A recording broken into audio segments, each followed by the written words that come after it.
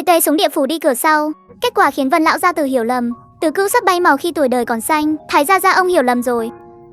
Tứ cữu của con sẽ không bay màu sớm đâu. Cậu ấy vẫn đang rất ổn mà. Ông đợi một thời gian nữa khi cậu ấy xuống địa phủ là ông có thể gặp được cậu ấy rồi. Thấy dáng vẻ lo lắng không thôi của Vân lão gia tử, Tế Tế liền vội vàng an ủi ông một chút. Sau đó gọi lão Diêm Vương. Lão Diêm Vương mau lên, triệu tập thập đại Diêm La của địa phủ, hộ pháp cho anh linh để mở thông đạo hoàng quyền và ma giới. À, cái này thần tôn là người. Có phải người đang nghĩ việc xây dựng con đường hoàng quyền quá đơn giản rồi không? Chuyện này tiểu lão nhi không tự quyết định được đâu ạ. Ngươi có ý gì đây?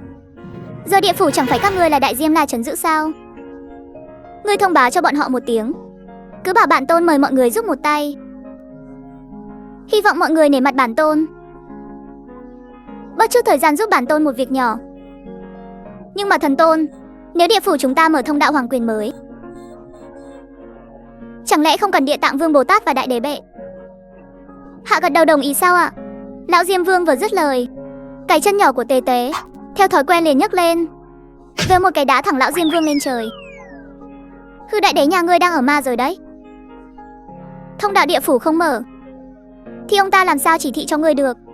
Lão Diêm Vương rơi cái bịch từ trên trời xuống, ôm mông kêu nãy giờ. Lúc này mới thút thít nói ái cha. Tổ tông nhỏ của con ơi, cái chân nhỏ này của người sao nói đá là đá luôn vậy? Người nói xem, người không thể đá nhẹ chân chút sao?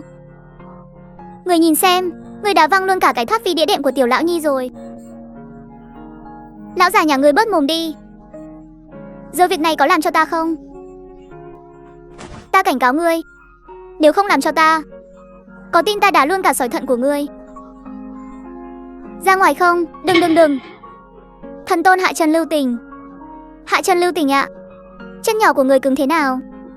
Chẳng lẽ tiểu lão nhi lại không biết, nếu người mà cho tiểu lão nhi thêm phát nữa, thứ nát ra không phải sỏi thận đâu, mà là linh hồn luôn đó. Biết thế là tốt. Mau đi tìm bọn họ đi. Bản tôn đợi các ngươi ở đường Hoàng Tuyền. Thế không được đâu thần tôn. Thập đại Diêm La của địa phủ trong nhất thời căn bản không tập hợp đủ đâu ạ. Thần tôn người cân nhắc lại đi. Thôi được rồi lão Diêm Vương.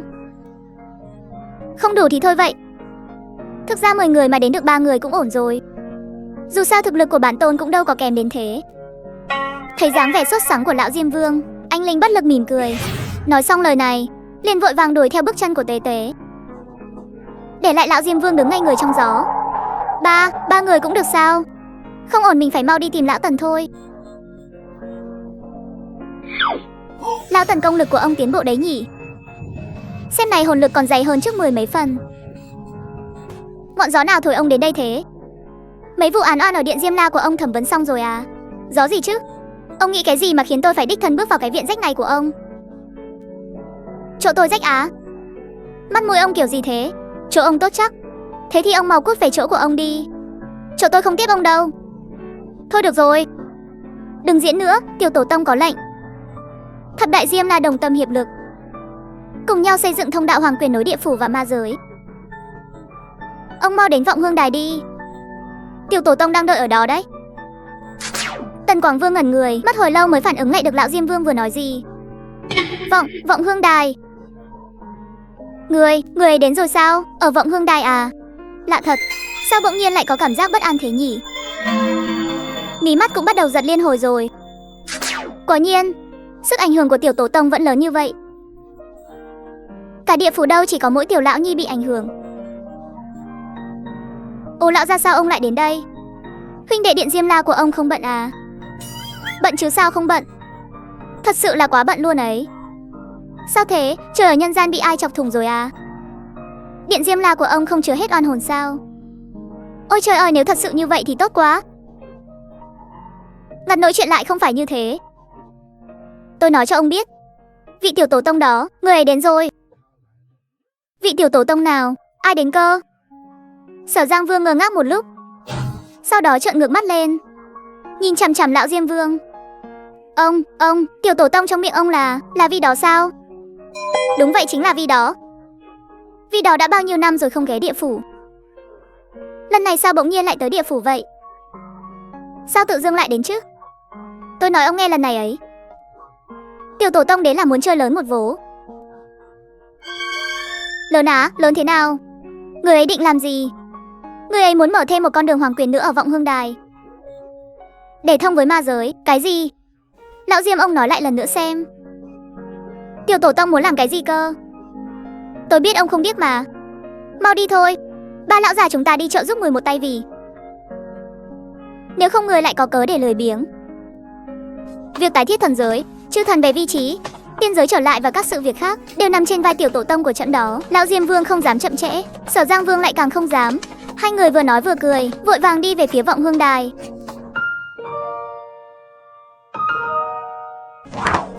Đã che giấu bao nhiêu năm nay rồi thì cứ tiếp tục che giấu đi. Tốt nhất là giấu kỹ cảm xúc của mình vào. Tiểu tổ tông nhạy cảm lắm đấy, coi chừng bị người nhìn ra sơ hở. Yên tâm đi, lão phu tự biết chừng mực. Khởi bẩm thần tôn, chúng con đã tới. Sao chỉ có mấy người các ông thôi vậy?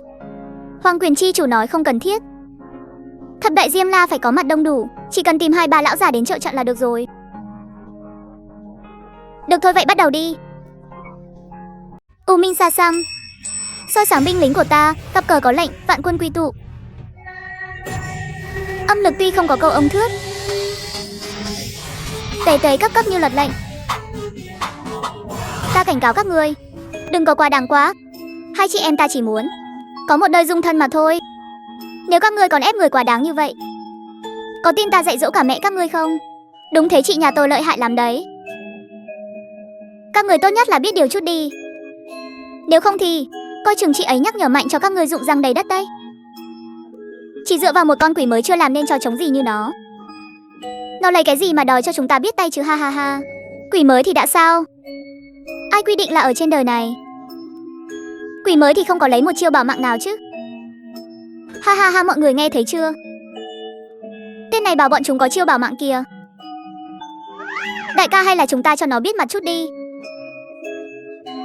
Đúng, cho nó biết mặt đi. Tiếc thật đấy, chúng ta đều là linh hồn, không có thân xác. Nếu không thì cậu nhóc này xinh đẹp thế này,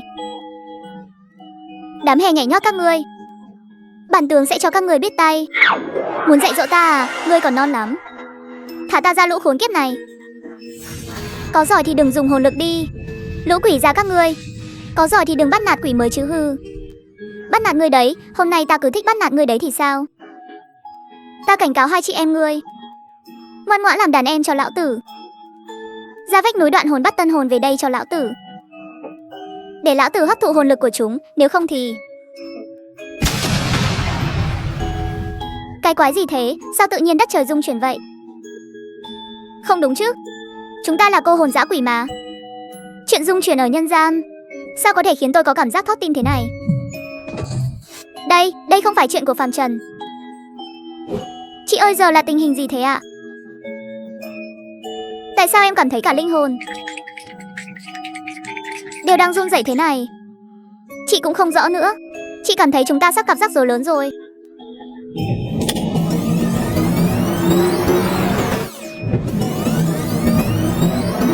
Được rồi, thông đạo hoàng quyền của mẫu thân đã dừng xong. Tiếp theo đây, phù phán của các ông chắc phải bận rộn một thời gian rồi. Lão Diêm Vương, lão Sở Giang. Tề Tề gãi gãi cái đầu nhỏ của mình. Nhìn Tần Quảng Vương trông rất oai vệ nha. Cuối cùng hỏi một câu, ông là ai? Tề Tề, ta. Khởi bẩm thần tôn, vị này là người đứng đầu thập điện Diêm La, cai quản điện thứ nhất. Tần Quảng Vương Khương Tử Văn. Nhìn Tề Tề và Tần Quảng Vương, nửa ngày trời không thốt nổi một câu hoàn chỉnh. Sở Giang Vương vốn không biết nguyên do bên trong, liền vội vàng nói đỡ. Hóa ra là vì Tần Quảng Vương ít khi có tình người trong thập đại Diêm Vương đây sao? Bản tôn cứ thắc mắc sao trông lại có cảm giác quen thuộc thế. Chuyện này xong rồi, Tiểu Vương xin về trước. Tần Quảng Vương vừa dứt lời, người liền biến mất vèo một cái. Điện Diêm La của Tiểu Vương còn có việc. Xin cáo từ thần tôn, Tiểu Vương cũng đi đây. Hàn Băng Liệt Vũ chào đón người. Người nhớ rảnh thì ghé chơi nha. Sở Giang Vương cũng biến mất luôn rồi, để lại Tế Tế và anh Linh đứng ngẩn ngơ tại chỗ, mê mơ. Chủ nhân người, anh Linh. Có phải ta rất vô dụng không? Chủ nhân, anh Linh thấy người là vĩ đại nhất, lợi hại nhất luôn đó. Nếu em là người, hôm nay chắc chẳng biết phải làm thế nào nữa. Ta phải nhanh chóng tìm cách sửa lại thần kiếm, tìm lại tiên kiếm, để thiên đạo quay về vị trí cũ. Ôi, ta không muốn luân hồi nữa đâu. Sẽ được mà chủ nhân, anh Linh. Tin chắc rằng người nhất định sẽ thành công. Người và Tần Quảng Vương cũng. Anh Lưu, em nói hơi nhiều rồi đấy, vì chủ nhân sao người phải gồng thế? Rõ ràng là người mình thương. Không, thật là phiền chết đi được. Đi thôi, đi đón tứ cữu nào. Xuất phát thôi tứ cữu, mê mơ xuất phát. Đi đâu thế bảo bối nhỏ? Đi Vọng Xuyên ạ. Tứ cữu, cậu quên những gì cháu nói trước đó rồi à? Trước đó cháu có nói, đúng vậy. Nhưng chúng ta chẳng phải không có đường đến Vọng Xuyên sao? Đi kiểu gì đây? Ai bảo là không có chứ? Nối một con đường từ địa phủ thôi mà.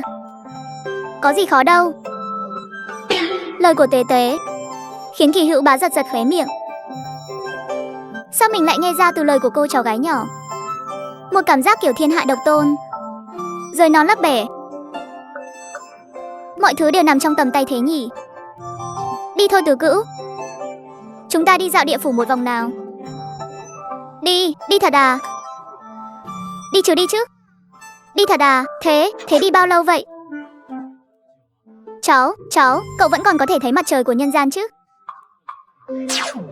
Yên tâm đi, chắc chắn sẽ thấy được mặt trời bên ngoài mà. Vậy rốt cuộc cậu phải ở địa phủ bao lâu đây? Thật sự phải ở đây tận 8-90 năm sao? Cậu sợ cô đơn lắm. Yên tâm tứ cữu, cứ yên tâm. 8-90 năm trôi qua nhanh lắm. Địa phủ vui lắm nha. Tuyệt đối không cô đơn đâu. Ở địa phủ còn có người quen cũ nữa. Cô ấy tên là Kỳ Tế Tế, là vi thần duy nhất còn sống sót từ thời thượng cổ. Hôm nay cô ấy đã đóng gói gửi thẳng cậu ruột của mình vào địa phủ. Tới rồi tứ cữu, đây chính là bờ sông Vọng Xuyên. Tiếp theo, cháu sẽ đổ số độc dịch này vào sông Vọng Xuyên. Trong số độc dịch này có vô số oan hồn quỷ dữ. Việc cậu cần làm là ngồi bên bờ sông Vọng Xuyên này 8-90 năm để siêu độ cho bọn họ. Tứ bảo à, chúng ta còn thương lượng được không? Được mà tứ cữu. Cậu muốn cháu tìm cho cậu một nữ quỷ xinh đẹp làm tứ cữu mẫu, hay là tìm một nữ quỷ không xinh đẹp làm cữu mẫu đây? Cái con bé này nói bậy bạ gì thế hả? Tứ cữu của cháu đã thức tỉnh, đại năng Phật pháp rồi đấy nhé. Tìm cữu mẫu gì cho cháu chứ, lại còn toàn là nữ quỷ nữa. Trước logic vô tri thần thánh của Tế Tế, Kỳ Hữu Bá bất lực thở dài. Đúng là một tổ tông nhỏ không để người ta yên lòng mà. Tứ cữu, cậu không được như thế đâu. Cậu có biết không, ngoại bà không muốn có một cậu con trai sư cạo đầu đâu. Thế nên cậu phải kết hôn sinh con, biết chưa hả? Kỳ Hữu Bá giơ tay hướng về phía Tế Tế, giả vờ giận dữ hét lên với cô bé. Kỳ Tế Tế, cháu ngứa ra rồi đúng không? Có phải cháu nghĩ ta là tứ cữu của cháu nên không nỡ nhắc nhở mạnh cháu không? Cảm ơn tứ cữu đã không nỡ dạy dỗ Tế Tế nha. Biết là tứ cữu thương Tế Tế nhất mà. Thôi bỏ đi, ai bảo cháu là cô cháu gái yêu quý nhất của ta chứ. Bắt đầu thôi, âm khí ở địa phủ nặng lắm. Cháu sống quay về bên trên đi. Gió à, vất vả cho tứ cữu rồi. Cậu cứ ở đây siêu độ cho các vong hồn đi, sẽ có bất ngờ đó. Tế Tế vừa dứt lời, cái hồ lô trong tay liền bay về phía sông Vọng Xuyên. Rất nhanh sau đó, trên sông Vọng Xuyên xuất hiện rất nhiều vong hồn. Kỳ Hữu Bá thấy vậy, liền vội vàng khoanh chân tọa thiền, bắt đầu gõ mõ, lãnh lảnh. Mê mơ lạ thật. Vì sao trong lòng lão già này lại có cảm giác vướng bận không sao tả xiết thế này? Chẳng lẽ con cháu nhà họ Vân có người ra đi xuống địa phủ rồi sao? Không được, mình phải ra bờ sông Vọng Xuyên xem thử. Vân lão gia tử lòng đầy tâm sự đi về phía bờ sông Vọng Xuyên. Bỗng nhiên từ trên trời rơi xuống một vật thể. Việc này khiến Vân lão gia tử giật bắn mình. Cái quái gì thế, sao lại còn rơi từ trên trời xuống thế này? Sao cảm thấy đau thế nhỉ? Vị trí rơi xuống lần thứ hai này lạ lắm quá. Đây là đưa mình đến đâu rồi? Cô bé, cháu không sao chứ? Sao cháu lại từ trên trời rơi xuống thế này? Cháu không sao, chỉ là hơi chóng mặt thôi. Ở chỗ này, cháu bỗng cảm thấy có một nỗi sợ hãi mơ hồ. Ông lão ơi, cho hỏi đây là đâu ạ? Cô bé ơi, cháu đừng có đùa với lão già này nhé. Đây là đâu mà sao cháu lại không biết cơ chứ? Có phải cháu thấy lão là một ông già nên cố ý trêu lão cho vui không? Hừ, trêu ông á? Hừ, tôi còn định dạy dỗ ông đây này. Tôi nói này ông già, đây rốt cuộc là nơi nào thế? Sao đầu óc tôi càng lúc càng choáng váng thế này? Cô bé ơi, cháu không đùa với lão đấy chứ? Cháu thật sự không biết đây là nơi nào sao? Đương nhiên là thật rồi. Cháu và anh em vừa nãy còn đang dạy dỗ một lũ quỷ già. Đang dạy dỗ nhau thì bỗng nhiên đất trời nứt toác, trời xoay đất chuyển. Thế là đưa cháu đến đây luôn. Cái lực hút này đúng là biết hút thật đấy. Hút thẳng một mạch đưa cháu đến bờ sông Vọng Xuyên luôn. Bờ sông Vọng Xuyên á? Đó là nơi nào? Sao cảm giác như đã từng nghe nói ở đâu rồi? Cái gì? Cháu đến bờ sông Vọng Xuyên là nơi nào mà cũng không biết à? Bờ sông Vọng Xuyên, Vọng Xuyên, Vọng Xuyên. Hạ Anh Hàn sửng sốt trợn tròn mắt, vẻ mặt không thể tin nổi nhìn Vân lão gia tử. Đúng vậy, chính là nơi cháu đang nghĩ đấy. Vậy chẳng lẽ đây là âm tào địa phủ sao? Ái cha, không đúng nha. Âm tào địa phủ chẳng phải nên có ngưu đầu mã diện, hắc bạch vô thường, với lại rất nhiều âm sai quỷ tướng, phán quan sinh tử sao? Còn có Diêm La Vương nữa. Nghe nói Diêm La địa phủ cực kỳ sắt đá vô tình. Đã vậy còn tâm địa độc ác. Cô hồn dã quỷ mà rơi vào tay ông ta thì chẳng có ai có kết cục tốt đẹp cả. Cái vì Diêm La Vương sắt đá vô tình, tâm địa độc ác trong miệng cháu đang ở ngay sau lưng cháu kìa. Á, cái này, thật sao? Hạ Anh Hàn sợ khiếp vi, đột ngột quay đầu lại liền thấy lão Diêm Vương đang dùng vẻ mặt đầy nghi hoặc đánh giá mình. Diêm La Vương, ngài, tân hồn này của ngươi không giống tân hồn. Quỷ gia cũng chẳng giống quỷ gia, ngược lại còn đầy mình công đức. Có điều công đức này dường như còn lẫn lộn thứ gì đó. Tân hồn này của ngươi từ đâu tới? Tại sao lại xuất hiện ở đây? Quỷ gia, Vương gia, lời của tôi đến từ... Dạ, đây chẳng phải là hạ tướng quân Hạ Anh Hàn sao? Sao cô lại xuất hiện ở đây thế?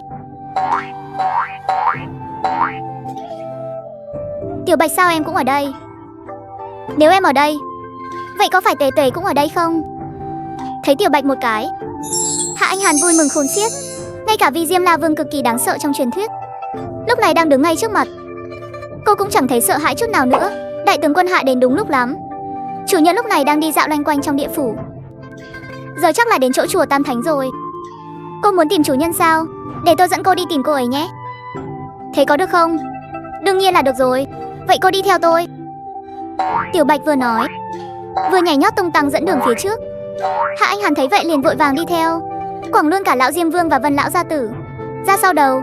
Lão Diêm Vương nhìn bóng lưng một người một thỏ trực tiếp đứng hình trong gió. Cái này, địa phủ sao lại có thêm một kẻ có quan hệ thế này nữa?